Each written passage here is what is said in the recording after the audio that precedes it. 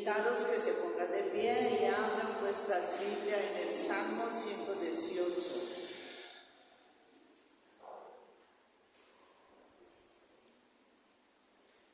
Vamos a leer del 1 al 14.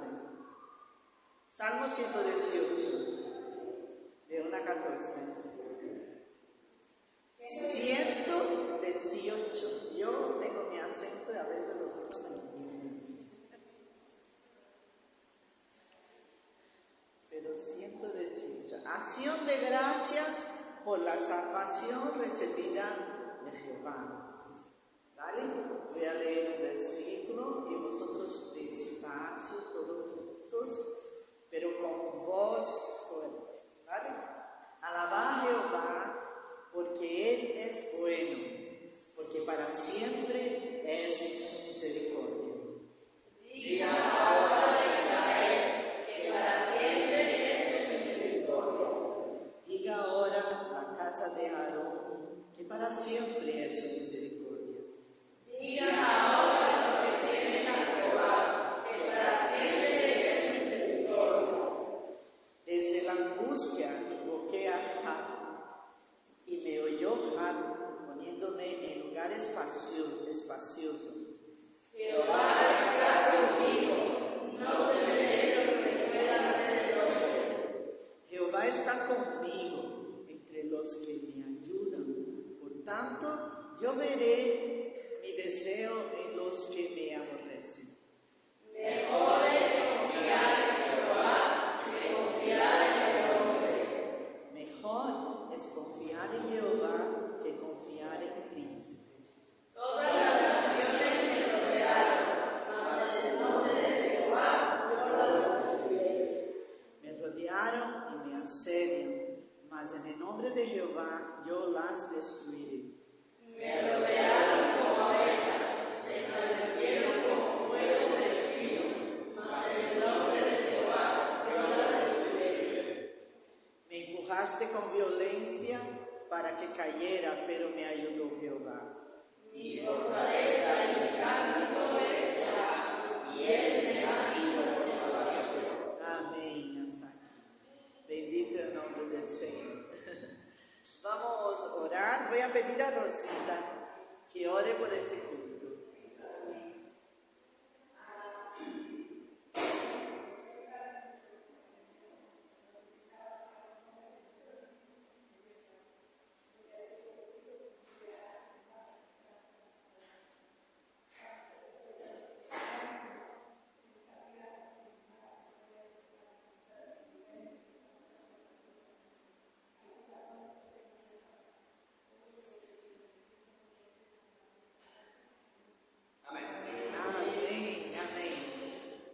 Vamos a alabar al Señor con todas nuestras fuerzas, entendimiento, ánimo. Y si hay, cuando haya una canción de júbilo, vamos a usar las palmas para adorar al Señor.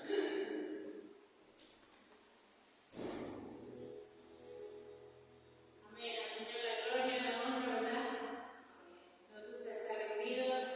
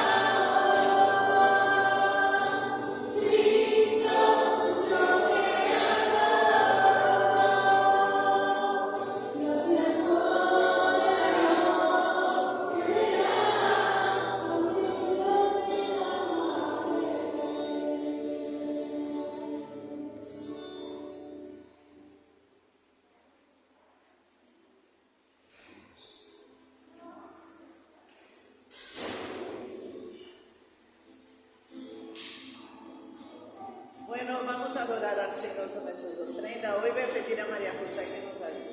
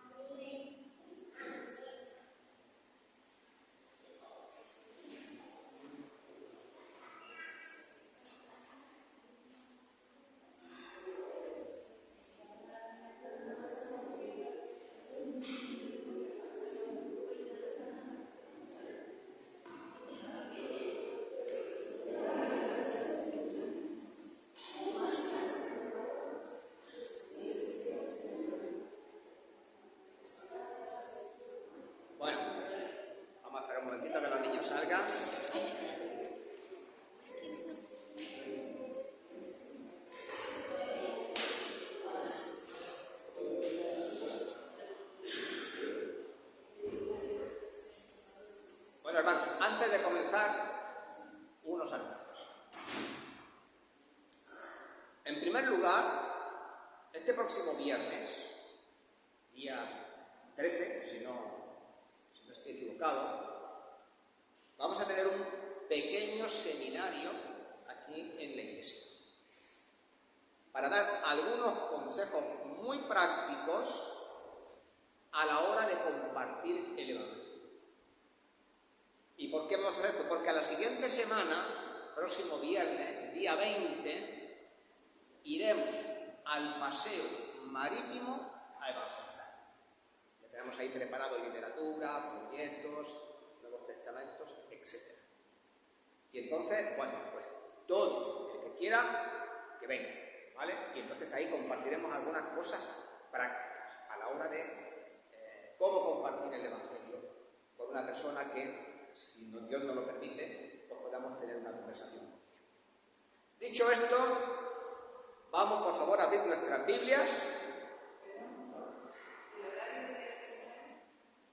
a las 7 de la tarde, sí, para permitir que todo el mundo pueda venir después del trabajo, claro. Vamos a ver en el Evangelio de Lucas, capítulo 13, versículos 18 y 19.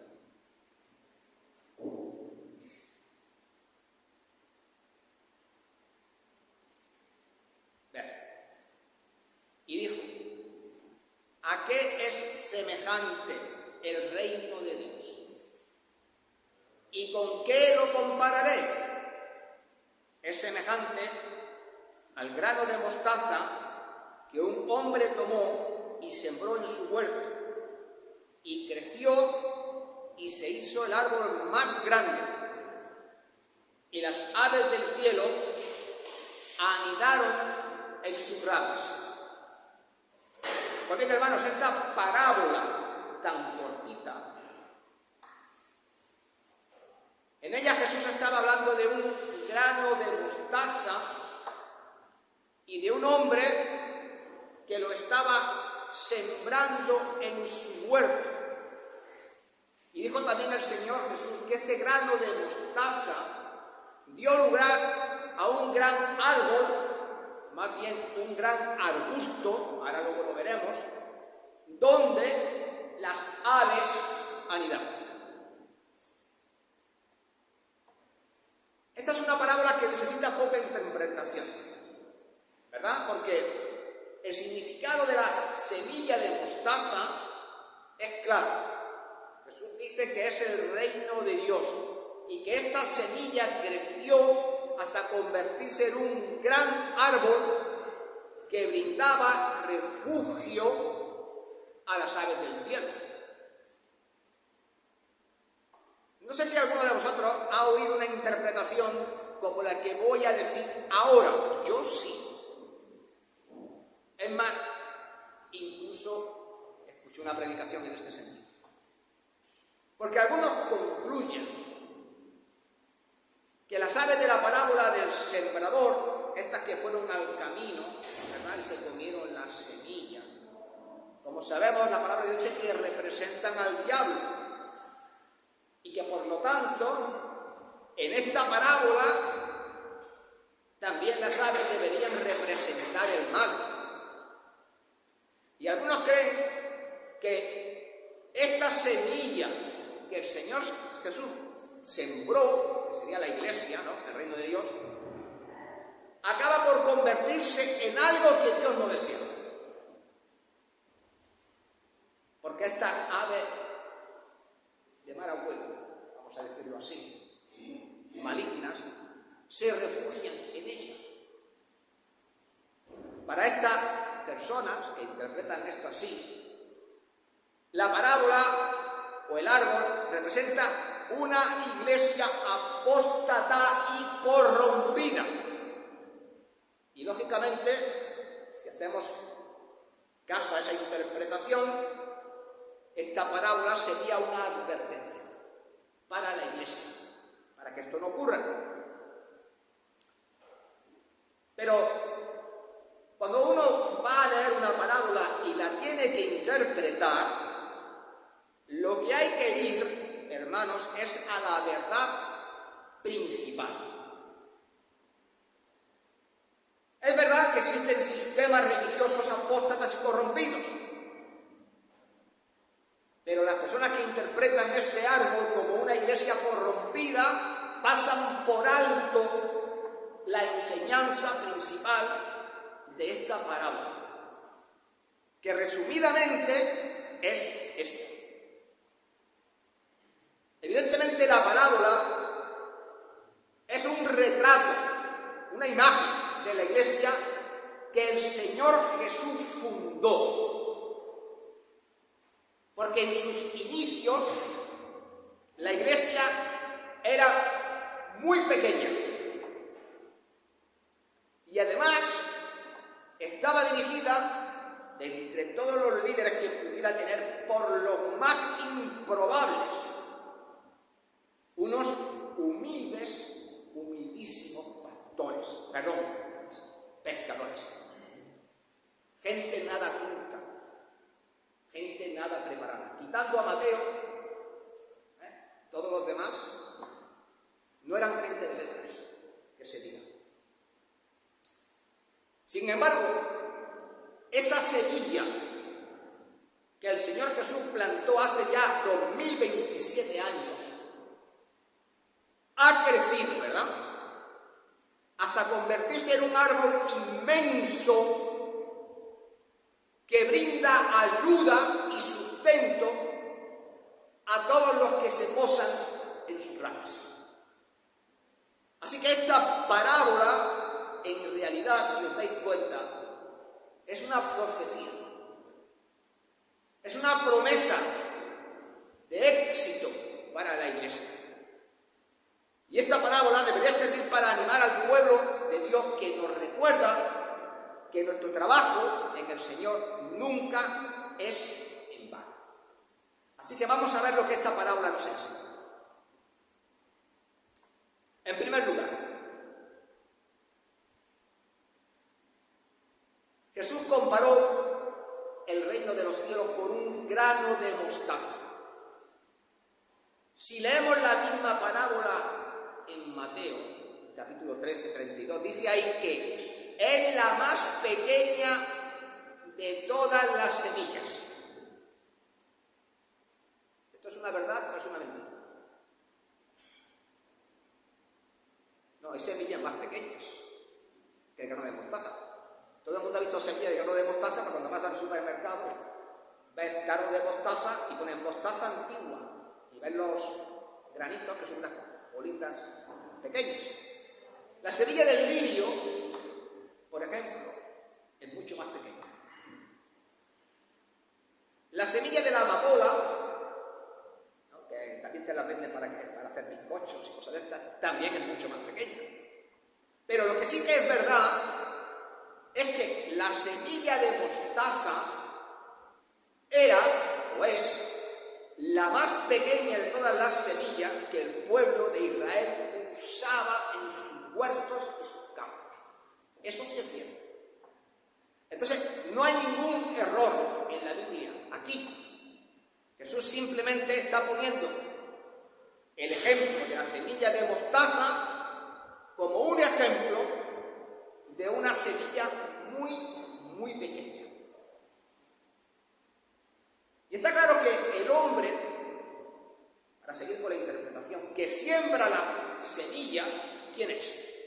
Quien da comienzo a la iglesia. Es el Señor Jesucristo.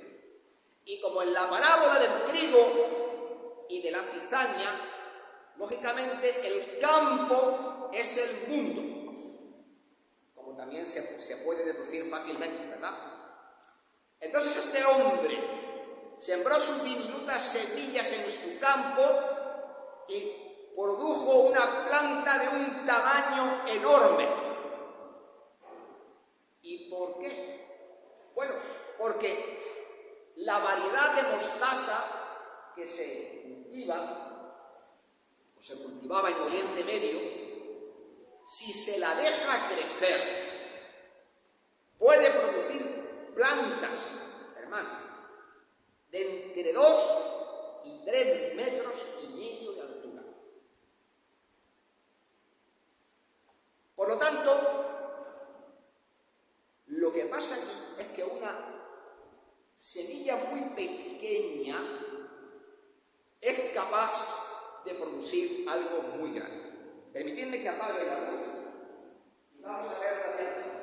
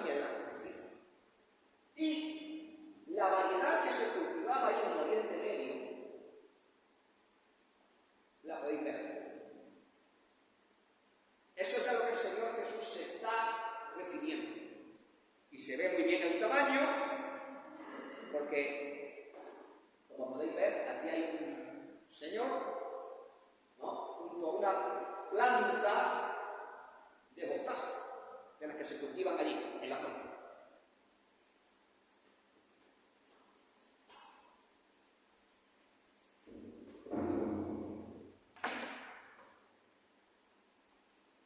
Bien, pues como ya he dicho, esta semilla tan pequeña era capaz, suponiendo que este hombre tenga una estatura media de 1,70 m, pues imaginaos, esto es más de 2.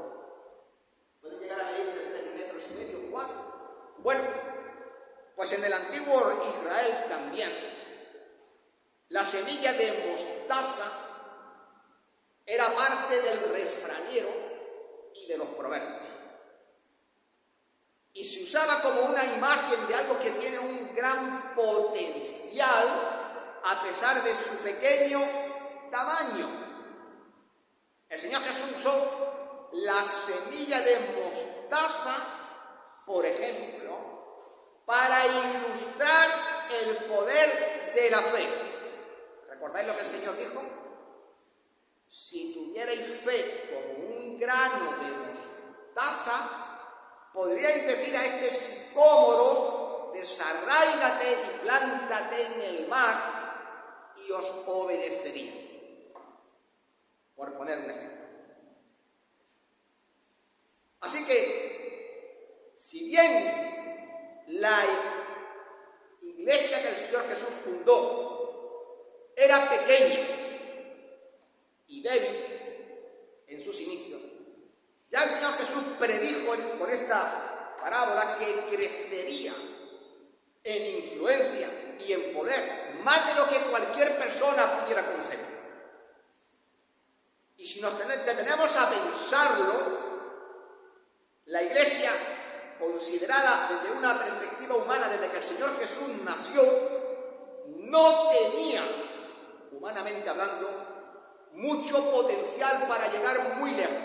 Dejadme mencionar algunas cosas por qué. ¿Vino la Iglesia al mundo con una exhibición de fuerza y de poder? No. ¿Cómo llegó la Iglesia? Gracias a un niño indefenso, nacido en un pesebre en el pequeño pueblo de Belén. Y para colmo de males, sus padres no eran gente influyentes, sino una familia muy humilde. Así que no era un hombre relacionado. Tampoco creció Jesús en las esferas del poder, ¿verdad? Él vivió su vida en Judea y Galilea, y estas dos zonas del Imperio Romano, que era vastísimo en aquel tiempo, eran casi de una importancia irrelevante dentro del imperio. Para colmo de males, también nació en Nazaret, un pueblo del que nadie creía que pudiese salir nada bueno. Y de hecho, cuando le hablaron a Natanael de Jesús, este respondió: ¿puede acaso salir algo bueno de Nazaret? ¿Y qué le podemos decir de los apóstoles? Pues ninguno de los hombres que escogió para ser de sus discípulos provenía de las altas esferas de poder o influencia.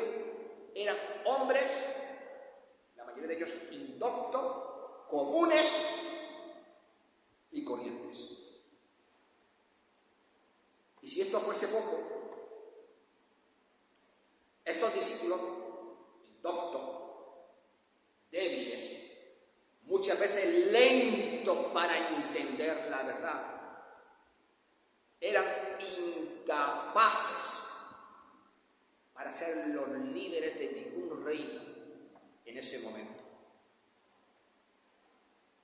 Y ya si algo tuvo que pasar, catastrófico, fue que el fundador de la Iglesia, el Señor Jesús, murió en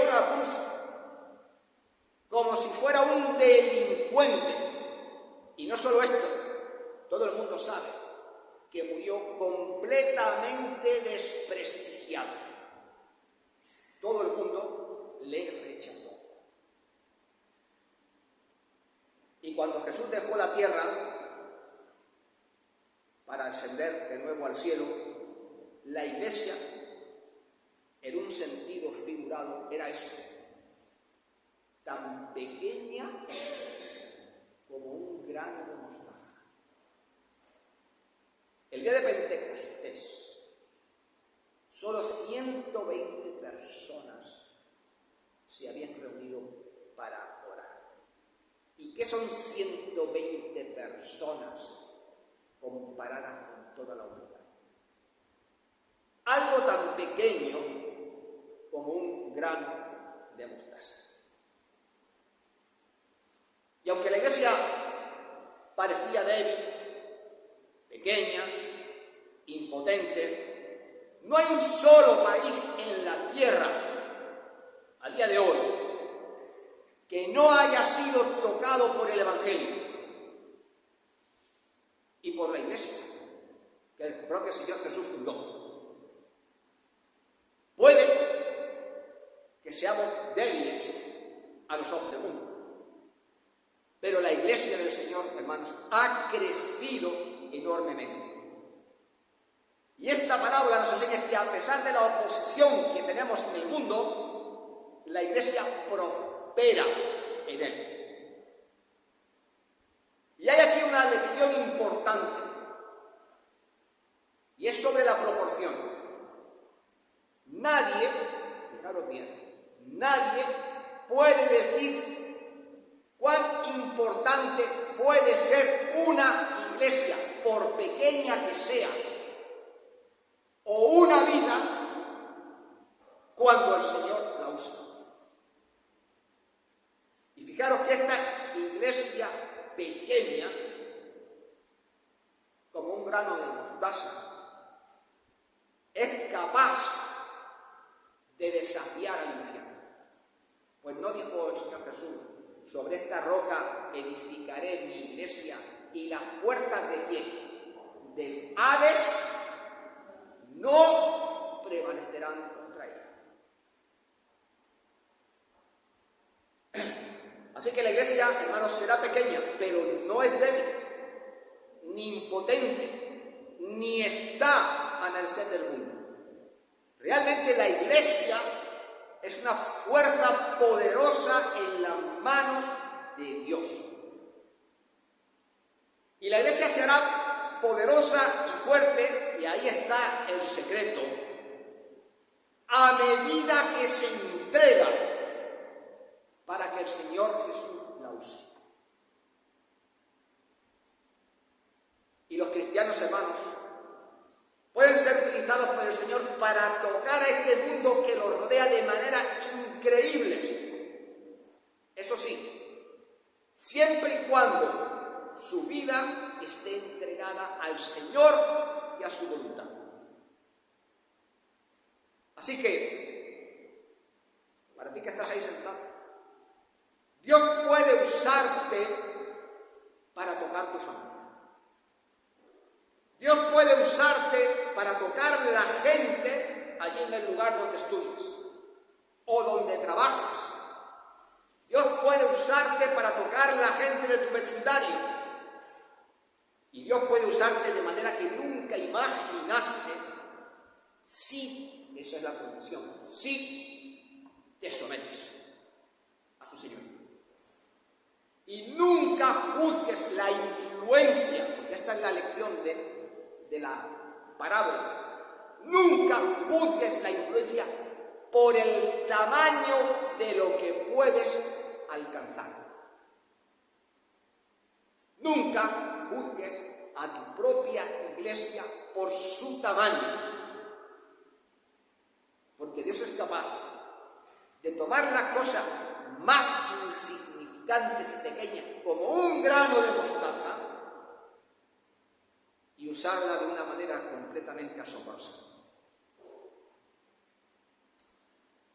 La pequeña semilla de mostaza se convirtió en un árbol, y cuando una semilla de mostaza se plantaba,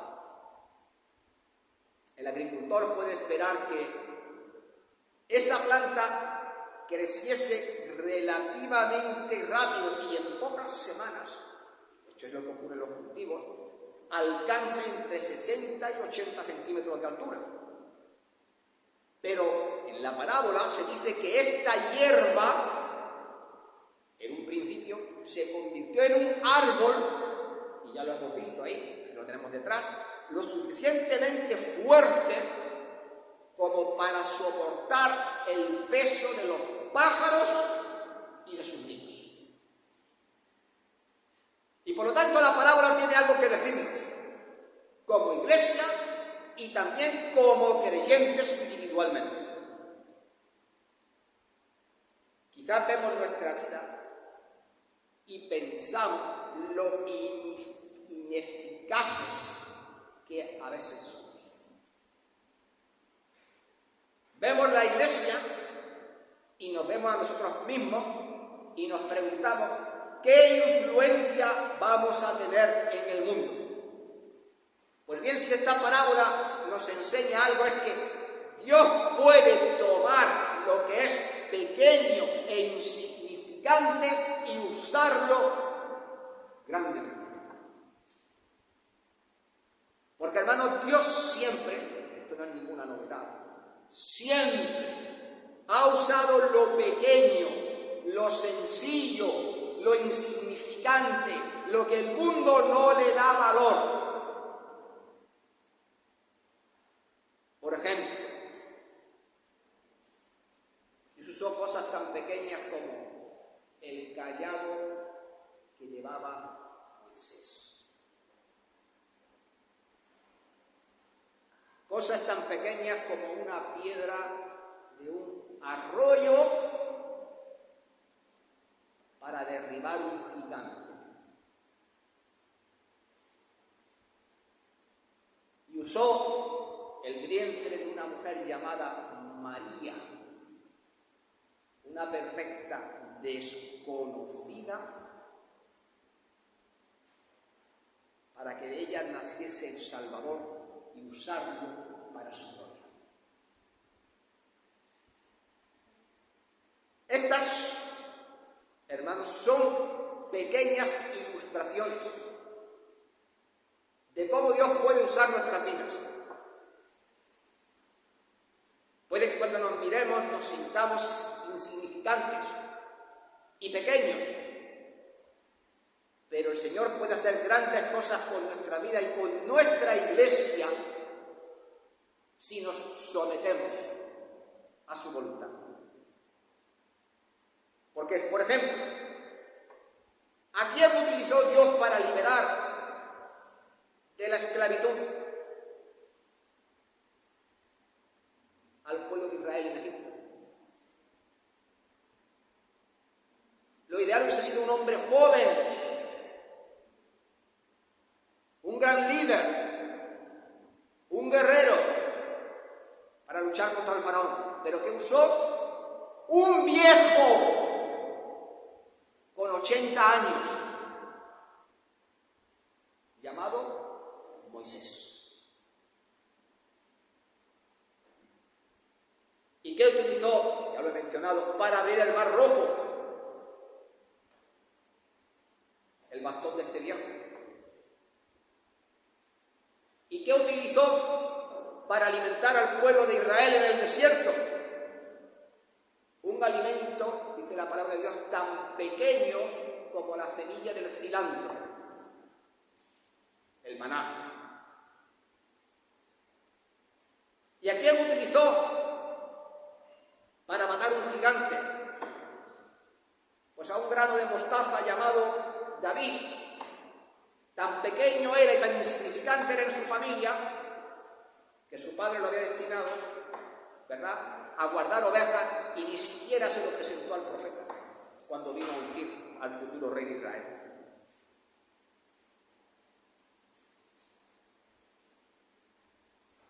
¿A quién utilizó Dios como un instrumento para traer al Salvador al mundo?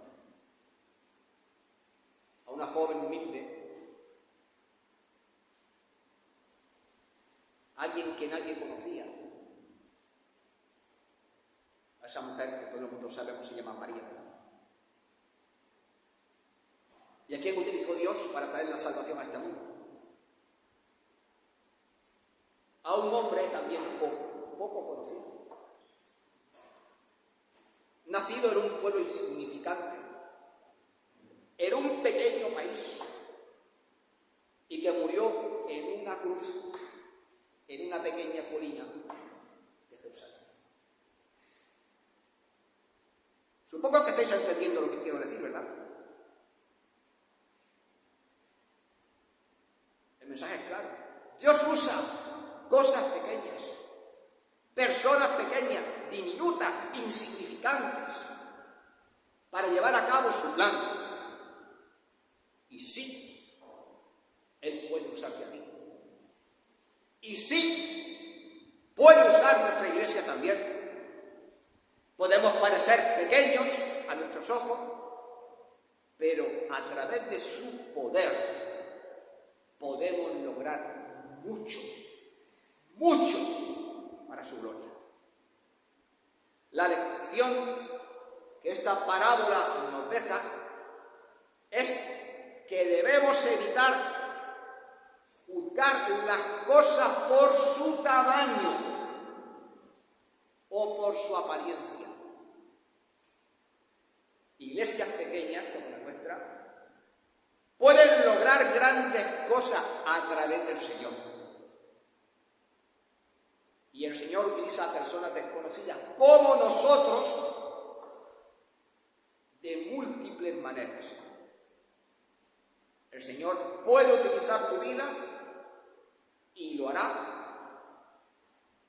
si ponemos todo en sus manos para su gloria y dejamos que Él sea quien se preocupe por el resultado. Nuestra preocupación, ¿sabéis?, no debe ser convertirnos en los más grandes o en supuestamente los mejores. Lo que nos tiene que preocupar realmente es estar rendidos a la voluntad del Señor, como iglesia y como individuos. Entender que para que Dios nos use debemos morir a nosotros mismos y permitir que el Señor viva a través de nosotros. Recordemos lo que el Señor dijo a sus discípulos: si alguno quiere venir en pos de mí, niéguese a sí mismo. Yo estoy seguro que el día 20 a nadie o a casi nadie le va a apetecer salir a evangelizar. Nos dará miedo, nos dará vergüenza. La sensación de ridículo lo mismo nos puede. Pero ¿qué te dice el Señor? Niégate a ti mismo. Toma tu cruz y cumple tu tarea. ¿Y cuál es tu tarea? Predicar el Evangelio en Nazaret, en Judea, en Samaria y hasta lo último de la tierra. Servir fielmente a Dios produce resultados sorprendentes. Cuando lo que hacemos, hermano, lo dejamos en la mano del Señor. La enseñanza de la parábola es: con cosas muy pequeñas, Dios es capaz de producir mucho. El grano de mostaza de la parábola creció hasta convertirse en un árbol, ¿no? Y el Señor nos dice que las aves del cielo vinieron a Él y anidaron en sus ramas. Como dije antes, lo habéis visto, ¿no?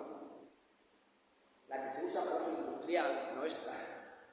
Es una planta herbácea que produce el grano de mostaza, ¿no? Esa planta herbácea, desde luego, es incapaz por sí sola de soportar el peso de un nido. Pero esta otra mostaza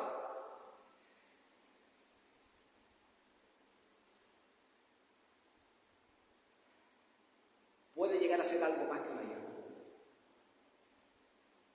Se puede desarrollar hasta convertirse en un árbol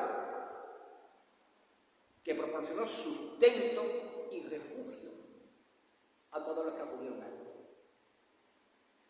Una humilde semilla, fijaros bien, la semilla de mostaza tiene muchos usos. Se usa como condimento en las comidas, ¿no? ¿Sabéis que también tiene propiedades medicinales? Antiinflamatorias, antibacterianas.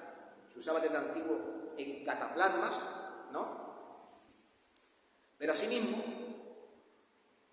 la planta de mostaza, además de hacer esta función, trajo alegría a los pájaros que acudían a él, porque allá donde el reino de Dios ha crecido, ha prosperado, ¿qué ha hecho? Allí los pájaros, las personas han encontrado compasión. Allí han encontrado escuelas, hospitales, orfanatos, hogares y un sinfín de ministerios.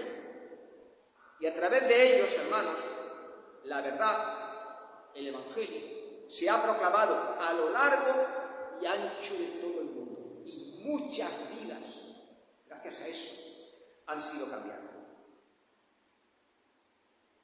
Hay una verdad importante. Cuando el reino de Dios se mueve, ¿sabéis lo que pasa? Las tinieblas retroceden. Y es verdad que el reino de Dios tuvo orígenes muy humildes y aún hoy día los sigue teniendo. Pero esta es la manera que Dios ha dispuesto para que la Iglesia pueda alcanzar grandes cosas. Y así como las aves encontraron refugio y bendición bajo las ramas de la planta de mostaza, todas las personas que vengan al reino de Dios van a encontrar ¿qué? Refugio, sí, refugio es lo mismo que las aves, porque dice el Salmo 61, desde el cabo de la tierra a ti clamaré viendo mi corazón, desmayaré.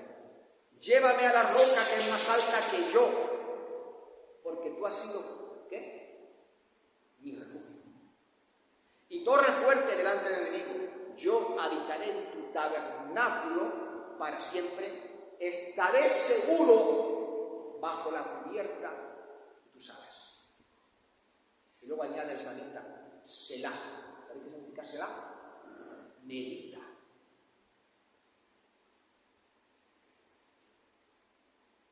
Todo el que se pose en las ramas del árbol del reino de Dios encontrará descanso. ¿Qué dijo el Señor Jesucristo?